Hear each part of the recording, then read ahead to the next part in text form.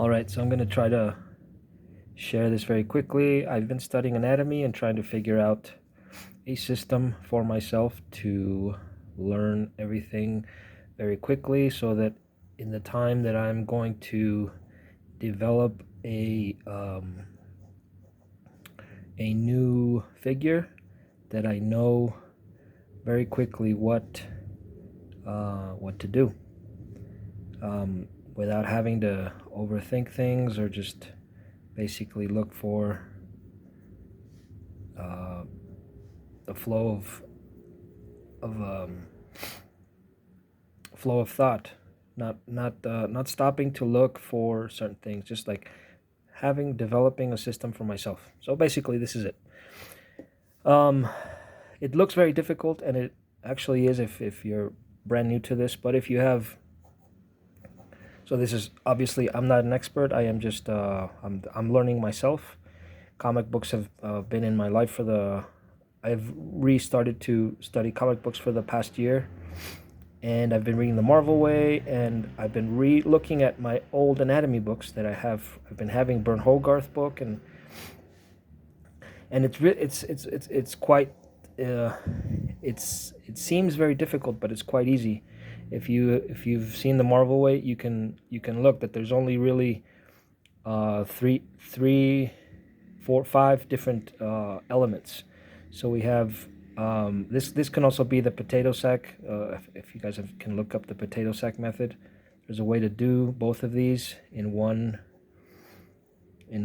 element, one figure. The skull is obviously, it could be a square and you round off. So I came to the conclusion that all of these figures, limbs, they can ultimately, if you're drawing cartoons, they can ultimately be anything. They could be any shape. Usually arms are long, so cylinders will do the trick. But if you want to draw a forearm as a rectangle, there's no rule saying that you can't do that. So you can use rectangles, you can use the cylinders, or you can use the ball method of maybe there's a long arm here, but I'd rather sort of use circles, because there's muscles there and curves, and there's another way of doing it. So there's no strict rule.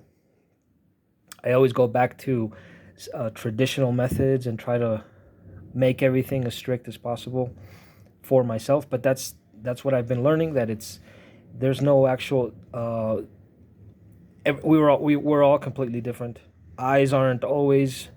Everybody's eyes aren't always in the same place. Usually it's like humans do have a certain structure, right? So the eyes are usually up here. They're not like down here but if you have a drawing and you start maybe drawing the eyes here, there's nothing wrong, because you can always change the size of the skull, right? If you don't want to lose the eyes, if the eyes are very well placed.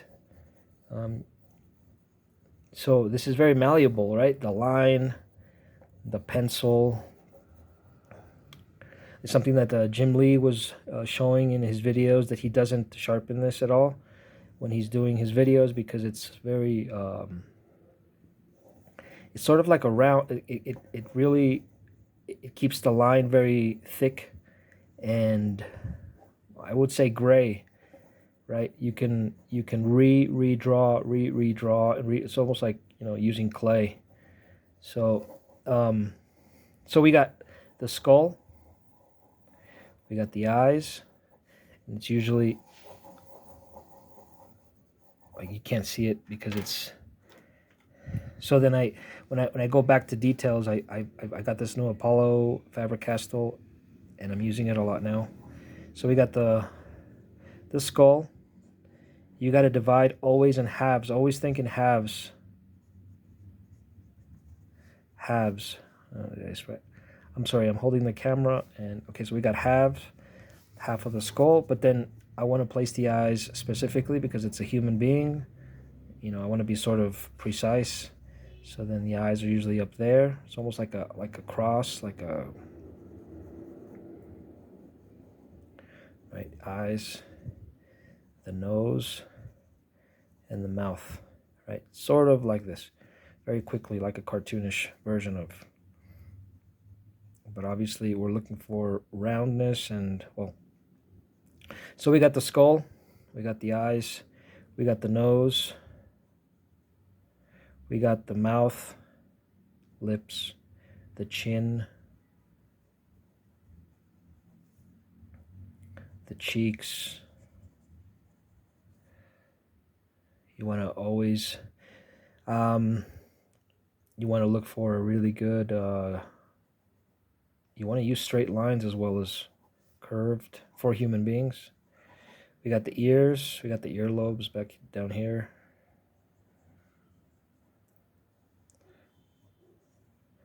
We got the skull, right? The skull, the forehead, there's a hairline that usually is like this for humans.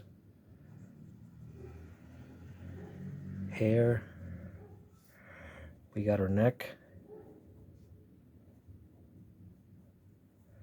Below her neck is her, I don't know how far this would be. I think this is probably wrong because I started drawing a guy. And this is the sternum. It's a really long bone that connects to the rib cage. These are the ribs. And the sternum is connected, yeah, actually the clavicle is probably higher, to be a little precise. It's possible that it could be down here too, depending on, we're all different. Humans aren't all exactly the same, or else we'd look very, very funny. Sure, her lungs are here, heart's around here. Let's see. The spine would come all the way down here. Obviously, the spine is in the back of the body, but it curves all the way and it's connected to the pelvic area. There's a pelvic bone that is really huge right here. It's the pelvis. I don't have this one down cold, but it's something like this. It looks sort of like a butterfly, but it has sort of like these curves here. And the pelvis is connected to a bone, which is the thigh bone on both sides, right? We got the arm, the bicep muscle right here, the shoulder muscle right here. Shoulder goes here. It's really, I think it goes long right here. It's something that's very like a long shoulder muscle. This is the clavicle. These are depending on how muscular the individual is. I'm sorry, I don't know what, I forgot the name of this muscle here. It's the neck and the lats, I think. This is the bicep muscle right here. It's a big muscle. And there's one, so the arms are 1, 2. I always think of this rule, 1, 2. There's an arm and it goes like this, right? Usually it's a thick bone connected to two, well, actually not one medium like sized one and then one thinner one. That's the arm right there, 1 and 2. The legs are similar. Actually, the legs are the same, but there's obviously a bigger because it's a thigh. So we got the thigh bone, which is really big, and then these aren't. This isn't exact, but it's this is this kind of thick, and then there's a really thin one here. So it's 1, 2, 1, 2 arms and legs. We got thigh, the inner thigh. There's like a beautiful curve here, beautiful. I can't really draw it holding the phone, but yeah, it's because there's a huge muscle here. I'm not sure what it's called, but it's protecting the leg. The knees have the kneecaps, sort of like a stop sign, like a pentagram. No, not pentagram.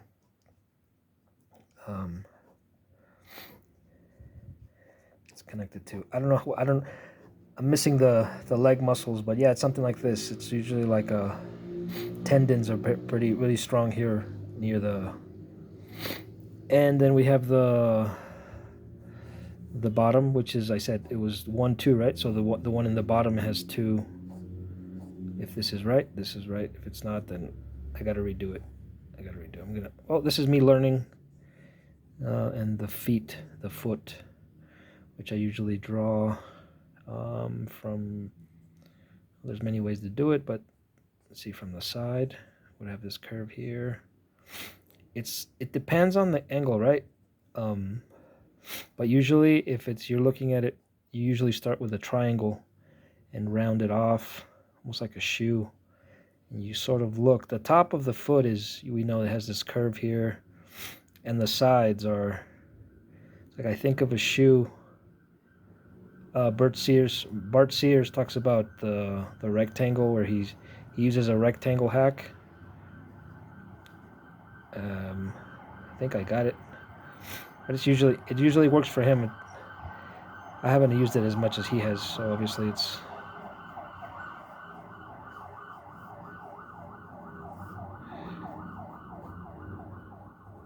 something like this. No, that's completely wrong. Anyways, I usually think of a triangle, and the top of the foot has curves, and toes are usually like eyebrows with smiley faces on the bottom. Yeah, it's not, it starts, when you start, it's really difficult, but you start to create your own little gimmicks. So yeah, the foot is like, because you think of the nail, the big toe, the next one is a little bit smaller, and then these are really small, and the last one is obviously the smallest one, and then the bottom of it is, like smiley faces, depending on the angle. And I'm thinking of dimension, right? I'm always looking at the front of the foot, and sort of like the connection of where the leg goes. So it goes here. There's the ankle here, and there's a big muscle here, and the curve. So think of remember the muscle, the bone is long, and there's a thin one right next to it, creating this, specific shape. There's right, and this is the kneecap with the T. I always think of this T specific. And there's stuff inside here, obviously, tendons, articulations, and muscle on top. So basically, yeah, that's it. That's how I've been learning. I've been learning the figure. I've developed a way to uncomplicate my train of thought. So basically, it's the head, which is always a circle, the neck, which is almost like a small triangle without or a rectangle. It'd be easier to think of it as a rectangle. I think that the dividing it of two things here makes sense. Oh, it's like a squared cube, right? The pelvis, I always try to do the opposite angle. So if the rib cage is like this, then I usually do the pelvis like this, so that there's a form of balance. A classical classical statue canon rule, where everything has to have specific proportions, obviously, and balance. It just can't be completely straight, right? Because if we're talking about a real human figure, nobody's actually, because if you have a standing figure, it looks like it's going to either fall back or come forward. So you have to give it some sort of Michelangelo's drawings. If you look at Michelangelo's drawings, you can see that he uses a lot of curved lines to, for example, I know there's, like I said, the 1 2 rule, right? one bone here, two bones here, one bone here, two bones here. And the foot, obviously, which is a triangle. We start off with something, triangle. Shoulders, the clavicle area. So yeah, it's simplifying and it's repetition. So these are repetition. The famous circle, and then with the circle, you turn it into an egg, oval shaped, and then you sort of start using these straight lines to get your specific, to start creating, inventing your own little character's anatomy. You got the neck, looks like somebody's wearing a hoodie or something. So it's simplifying. These are the same. Basically, these could be the same. You got to think in terms of 3D. So 3Ding these figures will help you a lot to solve where the arms are actually going. And there's a lot of, the Marvel way, it shows these circles so that you know where the connections are. So 1 and 2, can we see the 1, and then there's the second. 1 bone, 2 bones here, right? So we got 1 and the other one here. These aren't precise. I do not know the names of the bones yet, but I guess that's my homework for the next few weeks. Well, I'm sorry, this is just one thick one. And the connection with the circles. These circles usually turn out to be in human bodies. Oh, we got the wrists, obviously. There's 7, I think it's 7 little bones. They look like this, sort of, and they're all smashed up together. 3, 4, 5, 6, I think it's 7. And that's the wrist. It's a simplified wrist. And then the hand is usually like a rectangle, like a pizza box. I always think of a pizza box. And fingers are very, depending on the pose, the way to simplify is that, all fingers are the same. And there's a way to sort of make another pizza box, but you got to sort of angle it so that one finger is obviously, depending on the side, one finger is obviously has to be the longest. These are short because he's standing and his hand is just, the thumb is usually the hardest one because it's usually in a difficult position. But I improvise. I usually do one and then another one here, which is the fingernail, the one with the fingernail. And I try it out by putting the actual fingernail, and then it's like, okay, that looks similar. The wrist, for sketching purposes, and there's obviously one is obviously a lot thicker than the other one, but it's 1, 2. These are 2, and there's one big one right here, the big arm. Okay, so the connections are, I don't know the bones here on the connection here. I don't know how many bones there are here. I think there's it's like 2, 3 parts. It's 2 parts. There's one bone here, and then there's another one here connecting the actual foot with they're not phalanges because it's the foot. So basically I use squares. There's a great way of 3. I'm not looking for precision. These are my purpose is to let's make it big so I know that this is the thumb, the big toe. So you sort of, this is very difficult to read right off the bat, right? But this is useful. It's not perfect, it's not precise, but for sketching purposes, it gives you an idea very quickly of toes being very fragile. And it's usually this, it's like a pattern, right?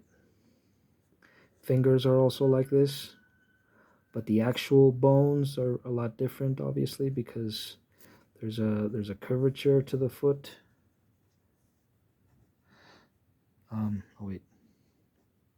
Okay, this part I'm just making up because I remember seeing it. No, I'm gonna have to do more research on this, but yeah, it's there's a big, it's a huge something like this. Anyways, you can improvise. So basically, it's improvising these ideas: circle, squares, and cylinders. Right, the Marvel way. These can be rectangles. They don't have to be. Once you start working the figure, then you can then you can start really rounding these off. Obviously, using the eraser. But within this cylinder, there's one bone. There's two major bones. In the wrist, there's 7 little tiny bones. This is the sort of like a way that I can hack the sketch through the hand. Is thinking of thin rectangle like pizza boxes, put together. And then within this, depending on the perspective, I can add or take away. Right, the thumb would be here.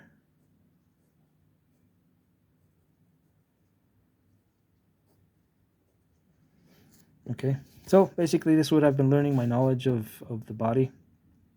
These are cylinders, long cylinders, and then you start looking at the actual curve of the cylinders.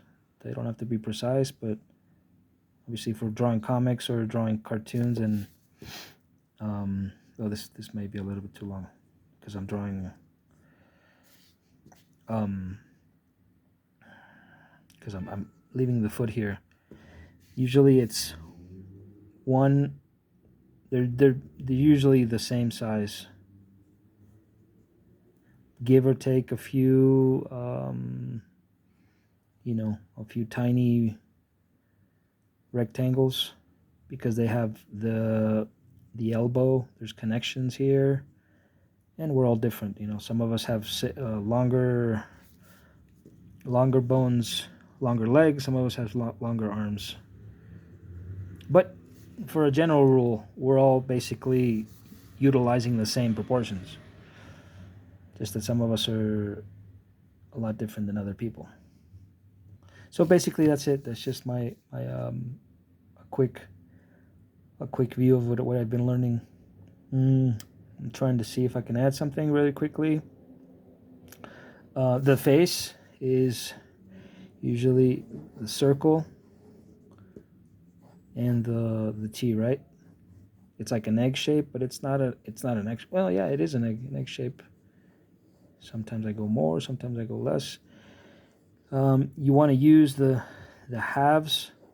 Use the half here, or use the half here, or use the half here, and then you see that the face starts to turn, and then depending on the perspective or what you want to draw, you can, this is where the eyes would be. Actually, no, this is terrible. Let me redo this. Let's use the same one. Keep the eyes up front. The eye sockets are usually, even if you have small eyes, the skull has big eye, dark, because there's the eyebrow or the bone is here. There's a big bone here. It's up front. It's almost like you're wearing glasses right here when you draw this. And you got your cheekbones. And you got your nose is usually like a thick triangle, a triangle, and it goes up here, connected to this bone here. I usually round off the nose. There's usually like a round part here on the nose. And you sort of start to go to the sides here. Just like a basic nose. The same thing goes here. I usually draw a circle, And then I start to draw in the triangle with where the mouth is. Some of us have these end points of the mouth change. Usually they're right where the iris is. These irises are obviously in the center. Down to here. Sometimes I just draw a couple of round, circles here to get the chunk of the lips, the muscle of the lips, and then just round off there. The chin here is round. Depending on the person, obviously, I'm going to add a little dark area here. Oh, looks like the lip. I went too dark and I went too close to the lips, but this would be the chin. This is the part where it becomes you, the sculpting person. You're sculpting the figure. Cheeks can be a lot bigger. Cartoons are, exaggerated. You can add more cheek. You can add more chin. Depending on how big this person is, usually the neck goes outside of the eye here or inside. If it's female, I think it goes inside. They usually have slender necks. Slender necks. We have this obviously here. This is where the skull bone is. The skull. This is all bone. This would be dark where the muscle goes on top. Well, that's basically it. It's creating your own, developing and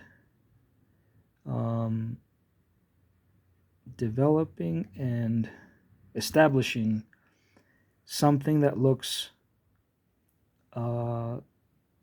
representational to a human being. Did I spell this right? Representational. Representational with an E. That it gives you the idea of a human being versus a cartoon, which could be, a lot different. It could be like this and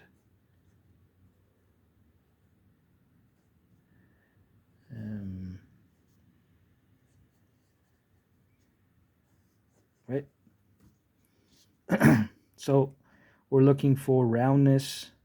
Obviously this can keep, I can keep working this. The eyes are obviously a lot more. There's a bone here. There's a cheekbone here. This would take forever to show. Obviously fine art professionals know a lot more of this than I. Well, actually, that's kind of the reason why I'm doing this. There's the eyelids. You got the eyelids. Usually the ear starts here where the eye is.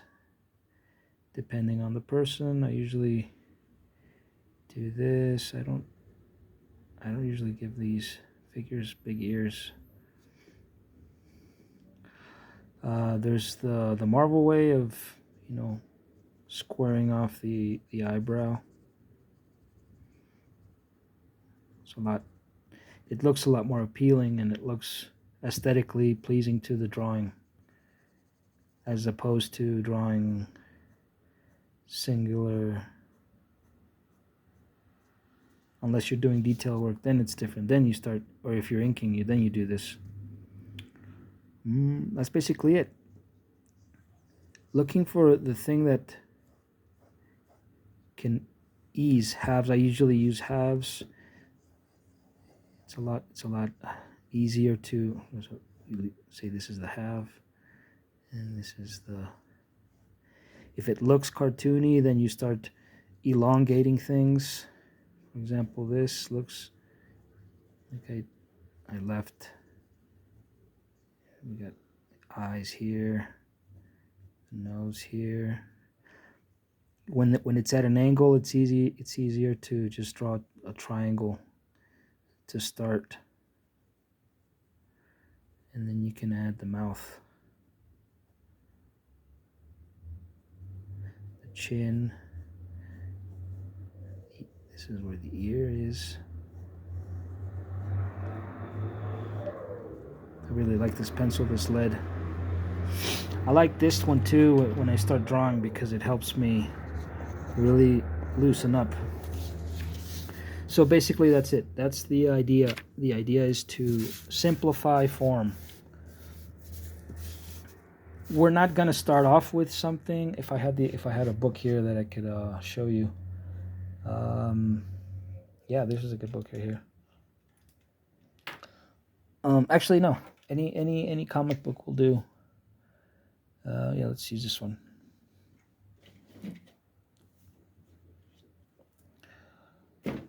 Alright, here we go. I'm using this a lot. This is Spawn. So simplifying things that are completely, they look completely difficult, but we got a squared off skull. It looks like a square. This looks like the potato sack method, like it's a pillow, elongated pillow, but he put a coat over it. This is a cylinder right here, which he uses, what is it called in English? I forgot.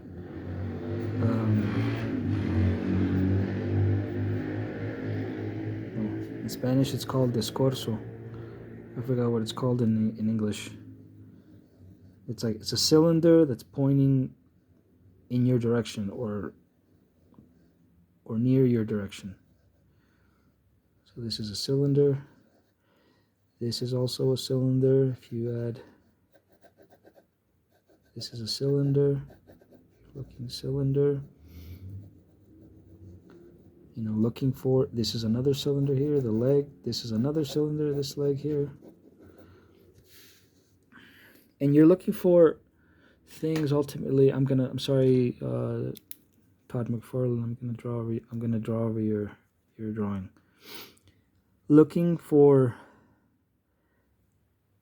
and memorizing certain things. So for example, this is here. This is the eye. Right here. Below this nose, there's bone, but it's completely, if there was only skull, it would be just like a triangle.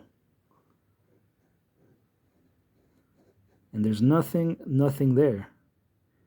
What's on top is cartilage, muscle, and skin, right? And what do we have here? We have obviously the bottom part of the skull, which is the teeth.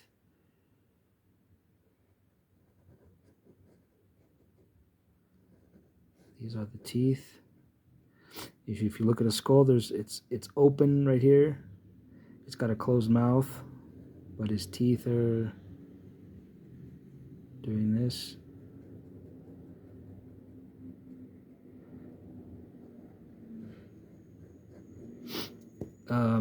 Cheek. Below this muscle, there is a bone here. A bone that goes here. Wait, am I getting this right? Yeah. The cheek muscle, the cheekbone. This is the, what is this called? The side of the jaw. This is the jawbone right here. Jaw into the chin. Jawbone in, going up into the skull. The ear, obviously. This would be the hairline right here.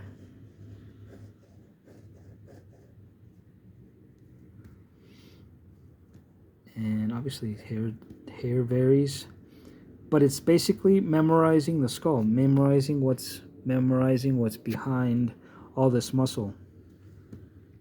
Here we have, obviously I mentioned the skull. There's no eyeballs here, it's just Let me block it. This is just dark because it's hollow. There's nothing in here. This is a nose with no cartilage, no. It's where the nose would be. And these would be the open, where all the teeth are. It's like a squared.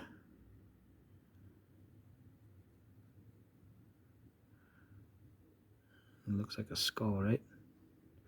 You got the cheekbone. And this is the skull. I don't know if you can tell, but it's a skull.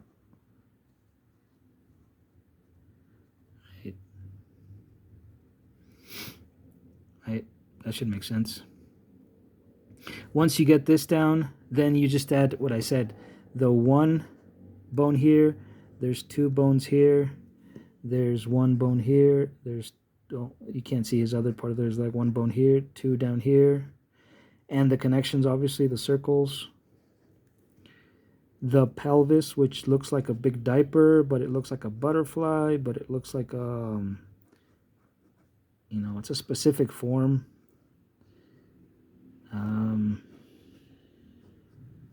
With specific bones, but we simplify it a little. It's his stomach right here, his rib cage, his ribs right here. This is a spine right here, straight down. The rib cage.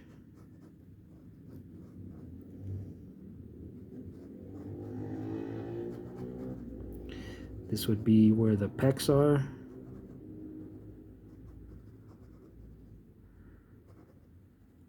The pecs.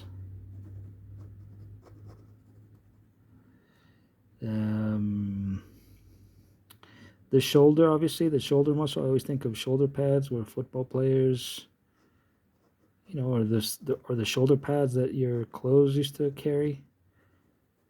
Old coats. The clavicle. The sternum. The muscle that connects, I forget, in the back of the neck. This and this.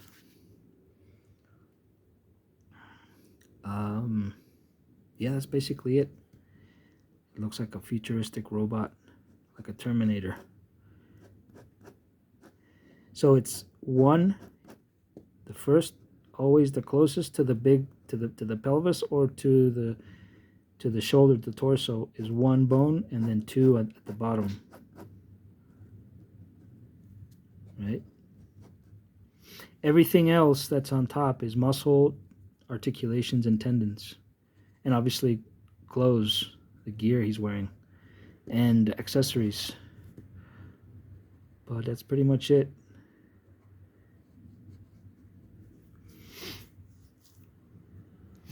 All right, so what does Spawn have? We look at Spawn. He's obviously not very. It's an exaggerated version of a human. So maybe he's just a bigger human. These would be his eyes, obviously. Where his eyes are, the cheekbone. Obviously, the teeth. The chin would be, you know, maybe in a regular sized person, would be here. The nose doesn't have a nose because it was all burned off. I don't know the exact story of. I've seen it, but I haven't really memorized it. It's been a while since I've read Spawn. This is all black, and there's usually a forehead, right? He doesn't have much forehead. This is usually where the forehead would go. In a regular human, right? It would curve here.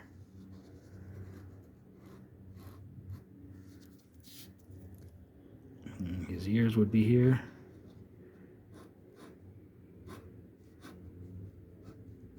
This is where his jaw would go. Next, first his ear goes inside the skull, and outside right next to it is the line where the jaw goes.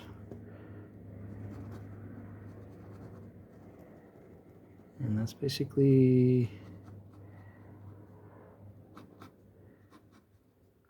the neck, depending on the human. So he's a big person. He's a big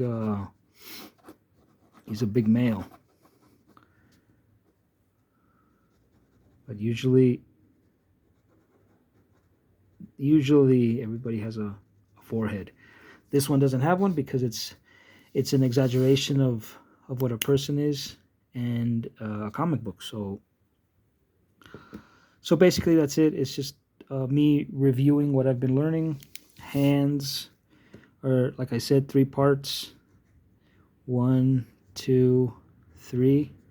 It's 3 bones here. 1, 2, and 3.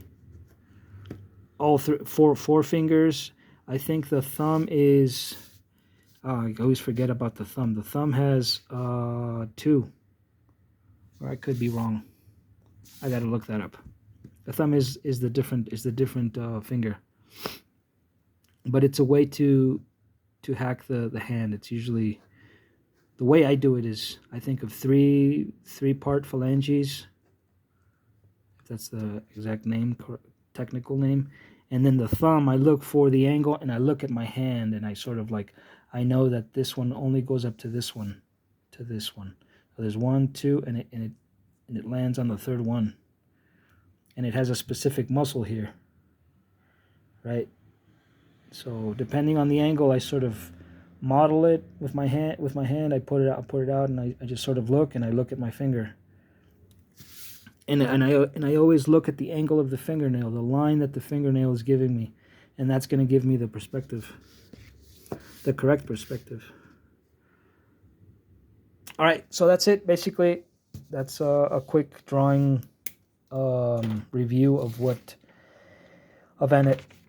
a representational human being. Maybe especially inside comic books and